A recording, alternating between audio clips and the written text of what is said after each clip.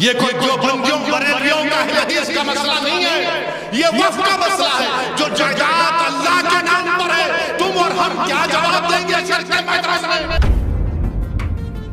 उठो भारत के मुसलमानों, ये वक्त उठने का है। मैं बार बार तुमसे कह रहा हूं, तुम अगर मुझसे नफरत करे तो करो मुझसे नफरत, दिल खोल के करो, मगर ये तो सबका मसला है ना मेरे भाई।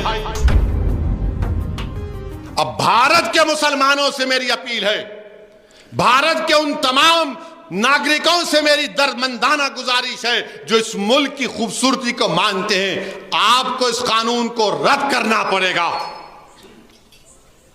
आपको उठना पड़ेगा। बल्कि मैं तो भारत के तमाम मसाजिद के इमामों से अपील कर रहा हूं, आप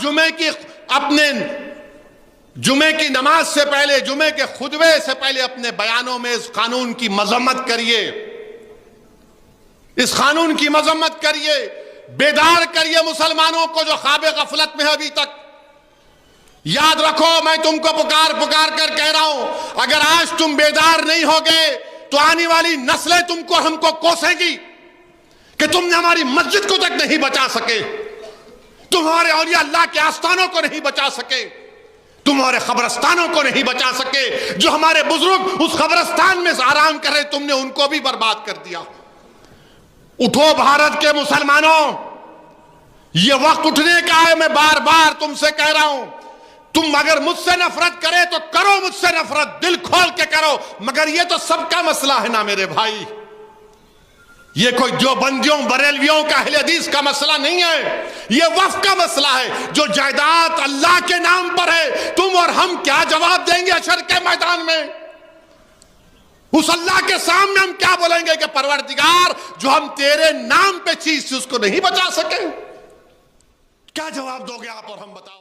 जैसा कि आप तमाम हजरात को मालूम है कि वक्फ बिल संसद के दोनों ईवानों में हुकूमत ने अक्सरियत की बुनियाद पर पास करवा लिया है, लेकिन इस बिल की पहले से ही मुसलमान कम्युनिटी और तमाम मुसलमान मुखालिफत करते रहे। इसके खिलाफ जेपीसी को 5 करोड़ ईमेल तक भेजे, हर तरफ धरने प्रदर्शन हुए, जंतर मंतर तक धरने दिए गए, लेकिन एक को ना सुना गया। तमाम तर चीज़ों को नज़रअंदाज करके बिल को थोपने की कोशिशें शुरू कर दी गई।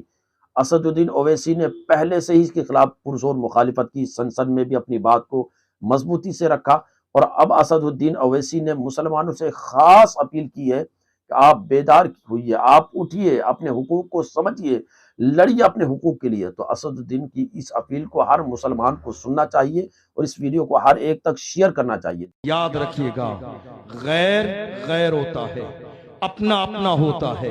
कुछ भी हो सकता है आपका मिजाज ना मिलता हो, आपकी सोच ना मिलती हो, आपकी फिक्र ना मिलती हो, लेकिन कम से कम बात इतनी है कि एक बंदा खड़ा तो है हुजूर की इज्जत के लिए, भले ही हमारी दोस्ती नहीं, मगर खड़ा तो है नामूस रिसालत के लिए, खड़ा तो है मस्जिदों के लिए, खड़ा तो है मदरसों के लिए, खड़ा तो है खानकाहों के लिए, खड़ा तो है वक्त की जमीन के लिए, खड़ा तो है मुल्क की अजमत और आबरू बचाने के लिए, खड़ा तो है उलमा के लिए। हम इससे ज्यादा और क्या देखें? जो हुजूर की इज्जत के लिए खड़ा है वो हमारा है, जो नामूस रिसालत के लिए खड़ा है वो हमारा है। भले ही वो जाती तौर पर हमें जाने या ना पहचाने, हमारा उसका जाती तौर पर रिश्ता हो या ना हो, हमारा रिश्ता चेहरा देख के नहीं, हमारा रिश्ता कलमे की बुनियाद पर होता है, हमारा रिश्ता इश्क़ रसूल की बुनियाद पर होता है, हमारा रिश्ता हुजूर की गुलामी की बुनियाद पर होता है।